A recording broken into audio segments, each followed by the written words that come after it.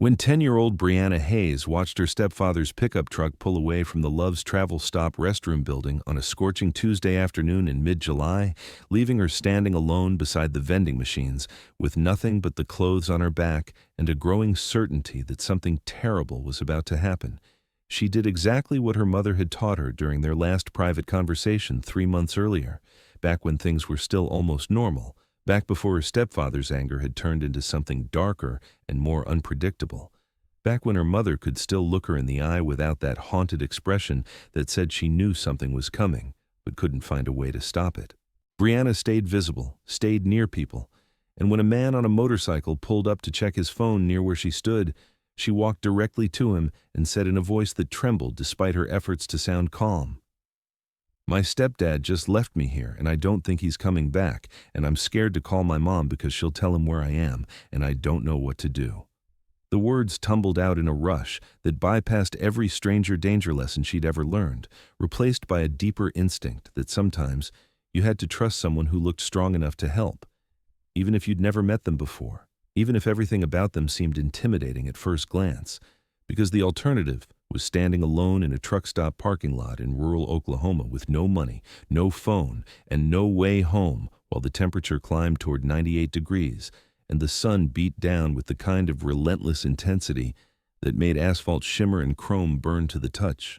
Marcus Webb was 46 years old, a long-haul trucker who'd been riding motorcycles for 28 years and who'd learned through hard experience to notice when something didn't fit the pattern of normal human behavior, to pay attention when his gut said something was wrong, even if he couldn't immediately articulate why, to trust the instincts that had kept him alive through 2 deployments in Afghanistan and 20 years of highway driving through every kind of weather and traffic condition imaginable. He'd pulled into the Loves outside of McAlester, Oklahoma for a quick break during a run from Dallas to Kansas City, planning to check his route, grab a coffee, and get back on the road within 15 minutes because time was money and delays cost him both. He'd parked his Harley Street Glide near the building entrance where he could keep an eye on it while he went inside, and he was standing beside his bike reviewing his GPS route when he noticed the girl approaching, saw the way she moved with purpose rather than the aimless wandering of a kid waiting for parents, noticed the tension in her small shoulders and the redness around her eyes that suggested recent crying, observed the too careful way she held herself, like someone trying very hard not to fall apart in public. Marcus looked down at this child who'd just handed him a crisis he hadn't asked for but couldn't ignore, whose presence in his afternoon had just transformed a routine fuel stop into something that required immediate decisions with potentially serious consequences, whose fear was palpable enough that he could feel it radiating from her small frame despite the summer heat that pressed down on everything like a physical weight. He studied her appearance with the same attention to detail that made him good at his job, noting the faded purple t-shirt with a cartoon character he didn't recognize, the denim shorts that were clean but worn thin at the seams, the sneakers that looked new enough to suggest someone cared about her basic needs, even if other things were falling apart, the way her brown hair was pulled into a ponytail that showed evidence of having been done carefully that morning but was now coming loose in wisps around her face, the anxious way she kept glancing toward the parking lot exit as if watching for someone's return, expecting either rescue or recapture and not knowing which would arrive first. Marcus crouched down to bring himself to her eye level, making himself less intimidating despite his size and the leather vest that marked him as part of a world most people didn't understand, creating the physical posture that said he was listening and taking her seriously rather than dismissing her concerns the way adults too often dismiss children's fears as overreaction or imagination. "What's your name?" he asked, keeping his voice gentle but direct, establishing basic information before moving to the harder questions that would determine what happened next. The girl's chin trembled, but her voice stayed steady enough to answer. "Brianna Hayes. I'm 10 years old and I live in Tulsa with my mom and my stepdad, Dale, except we're not actually going home right now because Dale said we were taking a trip. But he won't tell me where we're going, and he won't let me call my mom. And when I asked too many questions, he got really mad and said maybe I should just get out and walk home if I was going to be such a problem." The words came faster as she continued, pressure building behind them like water against a dam. "And then just now he stopped here and told me to go to the bathroom, and when I came out the truck was pulling away and I ran after it. But he didn't stop, and I saw him look in the rearview mirror, so I know he saw me, but he kept driving, and now I don't know if he's really leaving me or if he's trying to scare me or what's happening. Marcus felt cold despite the July heat. Felt that familiar combat-sharpened awareness kick in that said the situation contained more danger than was immediately visible. Felt the weight of responsibility settle onto his shoulders, because walking away wasn't an option once you knew a child was in trouble, once you'd heard the fear in their voice and seen the desperate hope in their eyes that you might be the person who finally helped, instead of the 100th adult who looked away or made excuses or decided it wasn't their problem. Brianna, I need you to tell me the truth about something important, and I need you to think carefully before you answer, he said, still maintaining eye contact, still keeping his voice calm even though his mind was racing through scenarios and possibilities and potential responses to situations that ranged from custody dispute to something far worse. When you say your stepdad won't let you call your mom, do you mean your mom doesn't know where you are right now?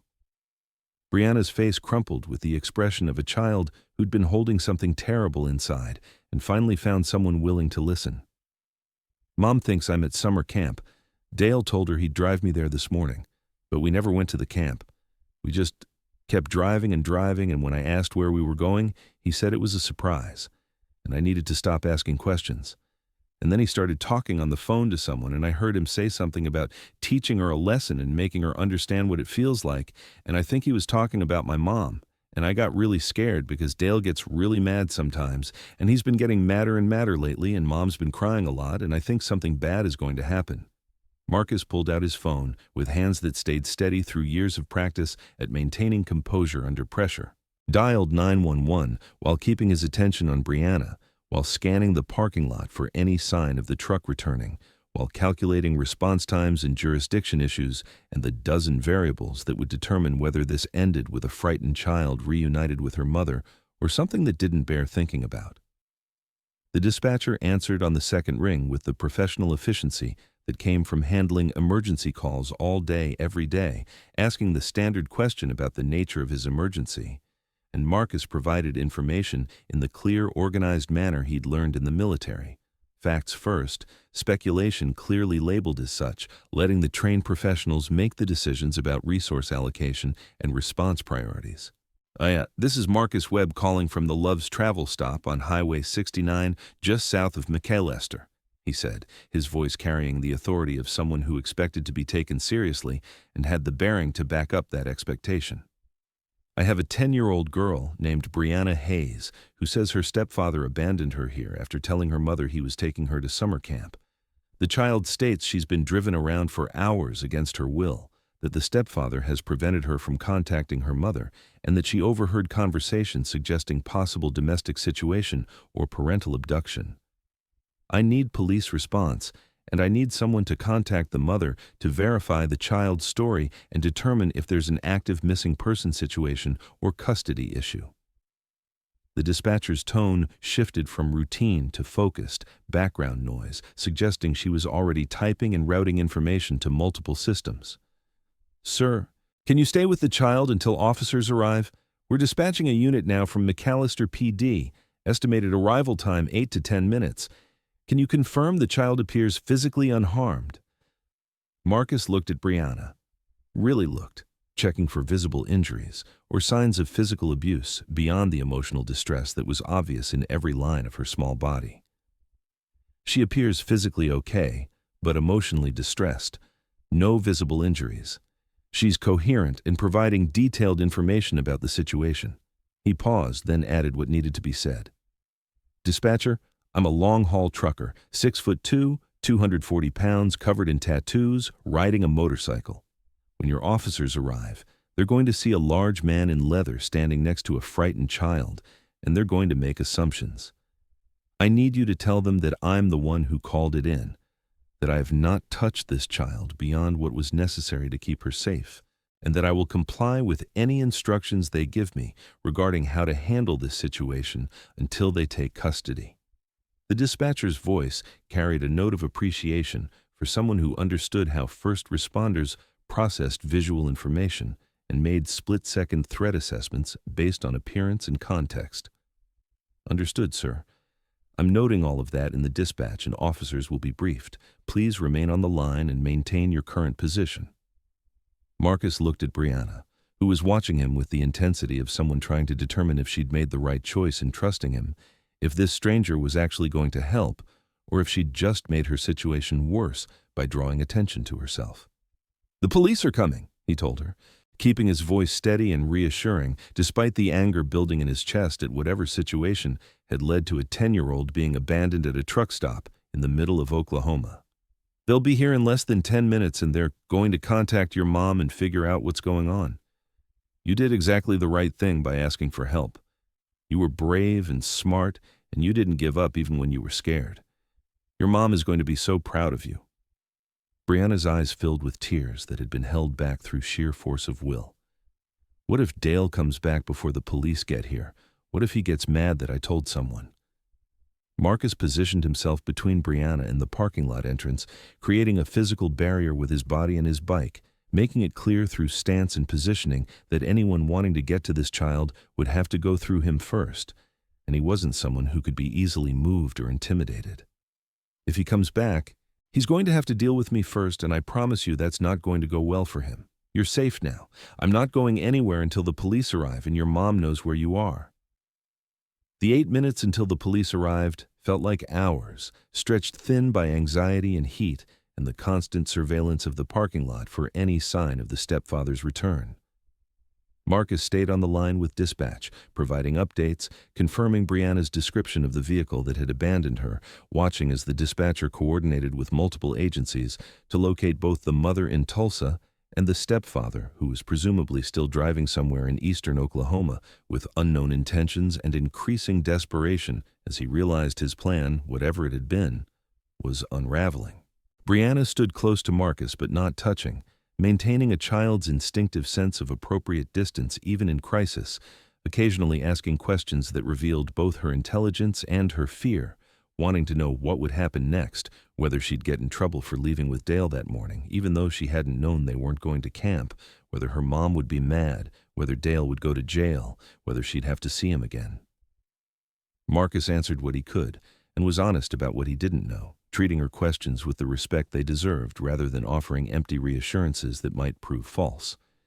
He bought her a cold bottle of water from the vending machine and made sure she drank it, because kids forgot about basic needs when they were scared, and dehydration in this heat could become a medical emergency faster than most people realized.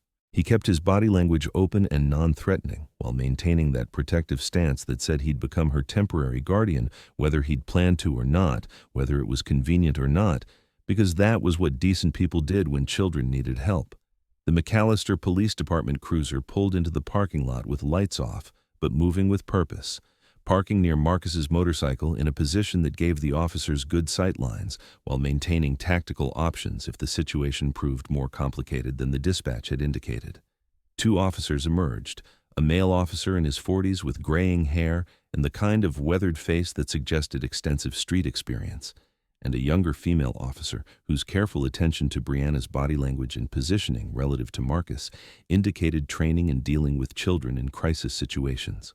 They approached with professional caution, hands near but not on weapons, evaluating the scene with the practiced efficiency of people who'd responded to hundreds of calls and knew how to read situations quickly and accurately. The older officer, whose nameplate read Patterson, addressed Marcus first, while his partner moved to create a triangle positioning that allowed both officers to observe everyone involved. "Sir, you're Marcus Webb, the individual who called 911.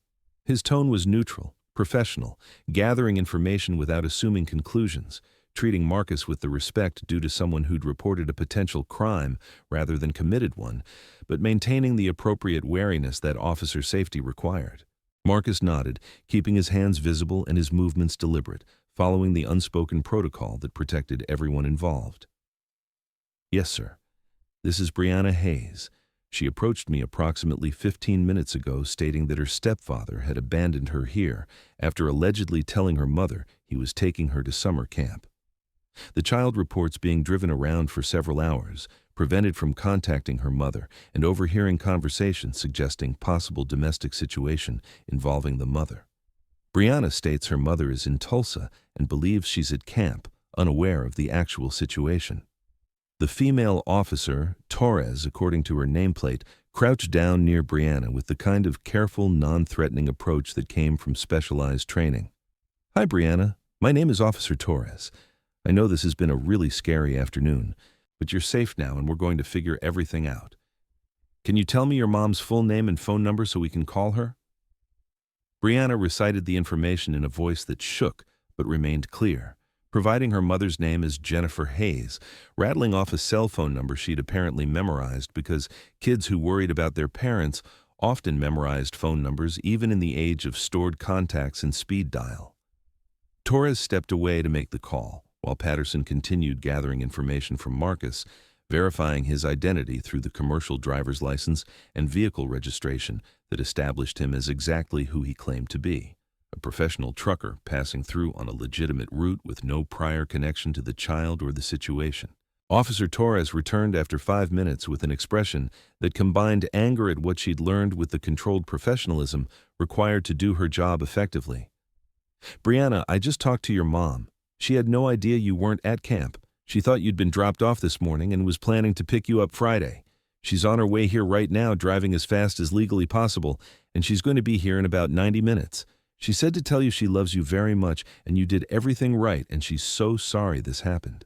Brianna's composure finally cracked completely, the tears she'd been holding back flooding out in great gasping sobs that shook her whole body, the kind of crying that came from hours of suppressed fear finally finding release in the safety of knowing help had arrived and her mother was coming and the ordeal was ending.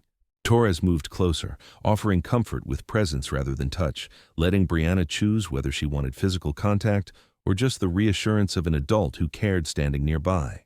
Patterson addressed Marcus with a tone that had shifted from neutral assessment to something approaching gratitude. "Mr. Webb, based on preliminary information, you may have prevented a parental abduction, or worse. The mother confirms there's been escalating domestic conflict with the stepfather, that she'd filed for divorce 2 weeks ago, and that the stepfather made threats about making her regret the decision. She thought sending Brianna to camp would keep her daughter safe while things got sorted out legally. But the stepfather apparently had other plans." Marcus felt the anger that had been building since Brianna first approached him crystallize into something harder and colder. The kid said she heard him talking on the phone about teaching someone a lesson, making someone understand what it feels like. I'm guessing he was planning to use Brianna as leverage against the mother, either holding her somewhere to force negotiations or just putting the mother through the hell of thinking her daughter had disappeared. Patterson nodded grimly. "That matches what we're piecing together. We've got an APB out on the stepfather's vehicle. Highway Patrol has been notified.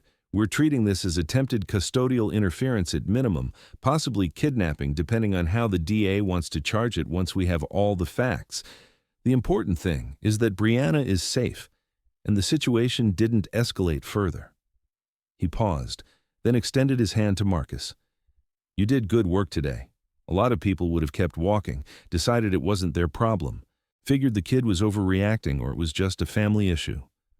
You listened to her and you acted appropriately, and you potentially saved this child from a situation that could have ended very badly." Marcus shook the offered hand but deflected the praise. "I just did what anyone should do when a scared kid asks for help. Brianna's the brave one. She had to trust a complete stranger who probably looked pretty intimidating, had to ask for help when she'd been abandoned by someone she should have been able to trust, had to hold it together long enough to explain a complicated situation to someone who didn't know her or her family. That takes real courage."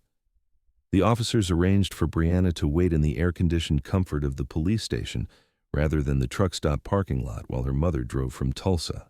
Marcus rode his motorcycle behind the cruiser to the station, unwilling to leave until he knew Brianna was completely secure and her mother had arrived, his original schedule abandoned in favor of seeing this situation through to proper closure, because some things mattered more than delivery times or route efficiency. At the station, Brianna was given snacks and juice and placed in a comfortable room with a victim advocate, a kind woman in her 50s who specialized in helping children process traumatic experiences, who would stay with Brianna until her mother arrived and continue to provide support and resources in the days and weeks ahead as the family dealt with the aftermath and the legal proceedings. Marcus sat in the station lobby, drinking terrible coffee from a machine that probably hadn't been cleaned since the previous decade, answering additional questions from a detective who was building a comprehensive case file, providing every detail he could remember about his conversation with Brianna and the timeline of events. He learned that Highway Patrol had located the stepfather's truck pulled over at a rest stop 40 miles north, that Dale Chambers had been taken into custody without incident, that he'd initially claimed he'd just forgotten Brianna at the truck stop and was heading back to get her, a story that collapsed under even minimal questioning given the hours that had passed and the direction he'd been traveling. Jennifer Hayes arrived at the police station at exactly 5:47 in the afternoon, parking her Honda Accord with enough speed that it rocked on its suspension, running through the station doors with the desperate energy of a parent who'd spent the last 90 minutes imagining every worst-case scenario while simultaneously trying to drive safely because she'd already lost control of one situation today and couldn't afford to lose control of anything else. She was younger than Marcus had expected, maybe mid-30s, with the exhausted appearance of someone who'd been fighting battles on multiple fronts for far too long, whose face showed the strain of trying to protect her daughter while extracting herself from a marriage that had turned toxic, whose eyes held that particular kind of guilt that came from wondering if you could have done something differently to prevent your child from experiencing trauma. Officer Torres met Jennifer at the front desk and escorted her back to where Brianna waited. Marcus could hear the reunion even from the lobby, the sounds of a mother and daughter who'd come terrifyingly close to permanent separation, finding each other again, the desperate reassurances and apologies and promises that everything would be okay now, that they were safe, that they'd get through this together. The crying lasted several minutes before gradually transitioning into conversation, into Brianna telling her story again with her mother present, into Jennifer explaining what had happened from her perspective and apologizing over and over for not seeing through Dale's plan, for trusting him to take Brianna to camp, for not protecting her daughter better even though she'd been trying her best to do exactly that. When they finally emerged from the back area, Brianna holding her mother's hand with the grip of someone who wasn't planning to let go anytime soon, Jennifer's eyes immediately found Marcus sitting in the lobby. She approached with Brianna beside her, her free hand reaching out before she seemed to consciously decide to make the gesture. "You're Marcus, the man who helped Brianna." Marcus stood, suddenly uncomfortable with the gratitude he could see building in this woman's expression, with being treated as a hero for doing something that should be baseline human decency. "Yes, ma'am. I'm glad Brianna felt comfortable asking for help and that everything worked out," Jennifer's voice caught. "The officers told me what you did.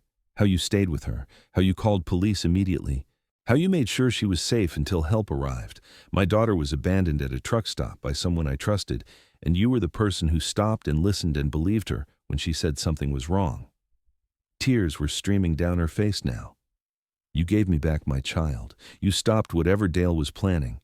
You made it possible for Brianna to come home instead of disappearing or being used as a weapon against me or any of the dozen terrible things that could have happened." Marcus felt his throat tighten, felt the weight of what might have been if Brianna hadn't been brave enough to ask, or if he'd been too busy, or too skeptical, or too unwilling to get involved. "Your daughter's the hero here, ma'am. She kept her head, she looked for help, she explained the situation clearly even though she was terrified. Those are the things that saved her. I just happened to be there when she needed someone." Brianna spoke up, her voice still shaky but stronger than it had been in the parking lot hours earlier. "You didn't just happen to be there. You listened when I talked to you. You believed me when I said I was scared. You didn't tell me I was overreacting or that it was probably fine or that Dale would come back. You took me seriously even though I'm just a kid and you didn't know me." Jennifer pulled Marcus into a hug that communicated everything words couldn't quite capture, the overwhelming relief and gratitude and awareness of how close they'd come to a different outcome. The recognition that sometimes strangers were the ones who saved you when the people who should have kept you safe became the source of danger instead. Marcus hugged her back awkwardly but sincerely. This woman who'd been trying to protect her daughter while escaping a bad situation and had nearly lost everything because she'd made one wrong judgment call about who could be trusted. The detective emerged to explain next steps. That Dale Chambers was being held on multiple charges, including attempted custodial interference and child endangerment, that the district attorney would be reviewing the case for additional charges, that protective orders were being expedited to ensure he couldn't contact either Jennifer or Brianna, that victim services would be available to help them process what had happened and rebuild their sense of security. Jennifer listened with the focused attention of someone who'd learned the hard way that details mattered, and missing something important could have serious consequences, asking clarifying questions and taking notes, and making sure she understood exactly what would happen next and what she needed to do to keep Brianna safe going forward. Marcus waited until all the official business was concluded before preparing to leave, before getting back on his motorcycle and returning to the life and schedule he'd abandoned when a frightened child asked for help. Jennifer walked him out to the parking lot where his Harley sat alone under the early evening sun, Brianna still holding her mother's hand, but looking at Marcus with an expression that suggested she was trying to memorize his face, to hold on to the memory of the person who'd been there when she needed someone most.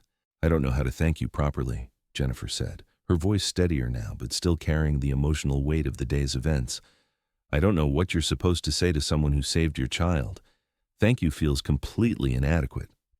Marcus swung a leg over his motorcycle, settling into the familiar seat, feeling the strange disconnect between the extraordinary nature of what had happened and the ordinary task of continuing his route and making his delivery and getting back to normal life, as if the afternoon hadn't just proven that normal life could be interrupted at any moment by someone else's crisis. "You don't have to say anything. Just take care of Brianna and help her know that what happened wasn't her fault and that asking for help was the smartest, bravest thing she could have done.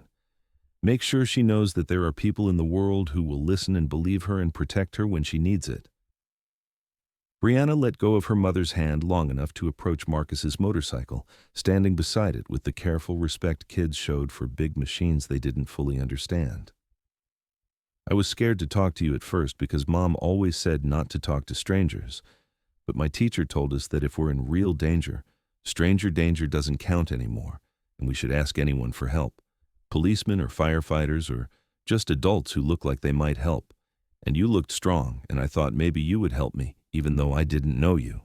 Marcus looked at this 10-year-old who'd been forced to make adult decisions about trust and risk assessment because the adults in her life had failed her in different ways, who'd overcome her fear and training to ask for help when help was desperately needed, who'd trusted her instincts about a stranger in leather and tattoos because sometimes appearance was deceiving and the people who looked intimidating were the ones most likely to protect rather than harm.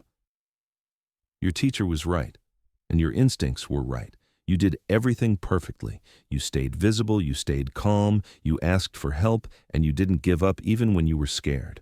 Those are the things that saved you today." Jennifer placed a hand on Brianna's shoulder, drawing her close. "We're going to stay in touch if that's okay with you. I want Brianna to know that you didn't just help her once and disappear.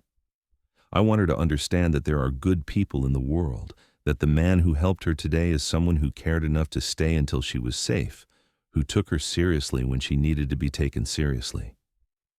Marcus provided his phone number and email, information he rarely shared with strangers, but which felt necessary in this context, as if staying connected would help complete something that had been started in a truck stop parking lot when a frightened child approached a stranger and asked for help. He promised to check in, to make sure Brianna was adjusting okay, to be available if either of them needed anything, knowing even as he made the promise that this situation had become personal in a way that transcended his normal boundaries between himself and the people whose lives he intersected briefly before moving on. Over the following months, Marcus and the Hayes family maintained contact through occasional phone calls and messages. He learned that Brianna had needed therapy to process both the abandonment and the betrayal of trust by her stepfather, that she'd struggled initially with anxiety about being left places or going anywhere without her mother, that the healing process involved setbacks and progress in unpredictable measures. He learned that Dale Chambers had been convicted on multiple charges and sentenced to 5 years in prison with additional restrictions on any future contact with Jennifer or Brianna, that the protective orders remained in place, that Jennifer had found a new job with better hours and better pay that allowed her to be more present in her daughter's life. When Brianna turned 11, Jennifer sent Marcus an invitation to her birthday party, a small gathering at their apartment in Tulsa with a handful of school friends and family members who'd supported them through the difficult year. Marcus made the drive from his home base in Dallas, arriving with a carefully chosen gift and the awkward awareness that he'd become part of their lives in a way that hadn't been planned or expected by any of them. Brianna greeted him with a fierce hug and dragged him immediately to meet her friends, introducing him as the person who'd saved her when she was in trouble, telling the story with the enthusiasm of someone who'd learned to own her experience rather than be defined by it. During a quiet moment on the apartment balcony while the party continued inside, Jennifer told Marcus something that stayed with him long after he returned to his regular routes and schedules. Brianna's therapist says, "One of the most important parts of healing from trauma is knowing that someone responded appropriately when you asked for help, that you weren't ignored or dismissed or told you were overreacting, that an adult took you seriously and acted to protect you." She said that single afternoon when you listened to Brianna and believed her and called police probably prevented years of additional trauma that comes from feeling like nobody cares or nobody will help when you're in danger. Marcus had learned over decades of living that sometimes the most important things you did weren't planned, weren't on any schedule or route map, weren't things you'd set out that morning intending to accomplish. Sometimes the most important things happened because you were in the right place at the right moment and chose to pay attention when someone needed you to see them, chose to act when action was required, chose to believe a child who said they were scared and needed help. The afternoon at the Love's travel stop had cost him time and disrupted his schedule and created complications with his delivery that required explanations and adjustments, but it had also reminded him why paying attention mattered, why trusting your instincts about wrong situations mattered, why being willing to get involved when someone was in trouble mattered more than convenience or schedule or the dozen excuses people used to justify looking away. The story of Brianna Hayes and the truck stop became something Marcus shared occasionally with other drivers he met on the road, part of a larger conversation about awareness and responsibility, and the role that ordinary people played in protecting vulnerable members of their communities. He told them about the scared 10-year-old who'd been brave enough to ask a stranger for help, about the choice he'd made to listen rather than dismiss, about the chain of events that had prevented a potential abduction or worse. He told them because drivers saw things on the highways and in truck stops and rest areas that other people missed, noticed patterns and behaviors and situations that didn't fit the normal baseline of activity, had opportunities to intervene when something looked wrong if they were willing to take those opportunities seriously. Some of the drivers he talked to shared their own stories of noticing things, of intervening when situations seemed off, of calling police or staying with someone until help arrived. Others admitted they'd seen things that bothered them but hadn't acted because they weren't sure or didn't want to get involved or figured someone else would handle it. The conversations revealed the uncomfortable truth that awareness and action were choices people made constantly, that every day presented opportunities to help or to look away, and that the cumulative effect of those choices determined whether communities protected their vulnerable members or left them to navigate danger alone. Brianna grew into a confident teenager who spoke at her school about trusting your instincts and asking for help when something felt wrong, who volunteered with organizations that supported children from difficult home situations, who'd taken the trauma of her experience and transformed it into motivation to help others facing similar situations. She stayed in touch with Marcus through the years, sending occasional updates and photos and messages that tracked her journey from frightened 10-year-old to capable young adult who understood that asking for help wasn't weakness but wisdom, that trusting strangers when you were in genuine danger wasn't violating safety rules, but recognizing that sometimes the rules needed to be broken in order to survive. When Brianna turned 18 and graduated from high school, she wrote Marcus a letter that articulated what the afternoon at the truck stop had meant to her, how it had shaped her understanding of human kindness and community responsibility, and the importance of adults who took children seriously. She wrote about the fear she'd felt watching her stepfather's truck pull away, the desperation of standing alone in a parking lot with no idea what to do next, the relief of seeing someone who looked strong enough to help and making the choice to trust him despite everything she'd been taught about strangers. She wrote about how his response, listening and believing and acting immediately, had taught her that there were people in the world who would protect children even when they had no obligation to do so, who would disrupt their own lives and schedules to ensure a scared kid got home safely. Marcus kept that letter in his truck, reading it occasionally when the road felt long or when he questioned whether the choices he made mattered in any meaningful way, when he needed reminding that small acts of attention and intervention could have effects that rippled out far beyond the immediate moment of action. He thought about Brianna whenever he pulled into truck stops or rest areas, staying alert for signs that something wasn't right, for children who seemed too watchful or too frightened or too alone, for situations that didn't match the pattern of normal family travel or routine stops. He'd intervened twice more in the years since Brianna, once reporting a teenager who appeared to be traveling with an adult male under duress, once staying with a young child who'd been left at a rest stop while the parent dealt with a vehicle emergency, and who'd become increasingly panicked as time passed without explanation. The awareness that had saved Brianna Hayes had become a permanent part of how Marcus moved through the world, how he observed his surroundings, how he evaluated the responsibility that came with being present in public spaces where vulnerable people sometimes needed help but didn't always know how to ask for it. He'd learned that paying attention wasn't just about noticing dangers, but about being willing to act on what you noticed, about trusting your instincts when something felt wrong, even if you couldn't immediately articulate why.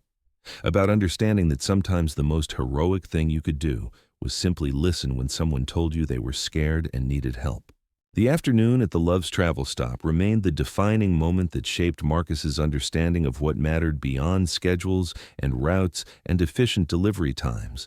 The reminder that being present meant being available for the unexpected interruptions that transformed routine stops into crisis interventions that required immediate decisions about what kind of person you wanted to be when someone needed you to be more than just a passerby.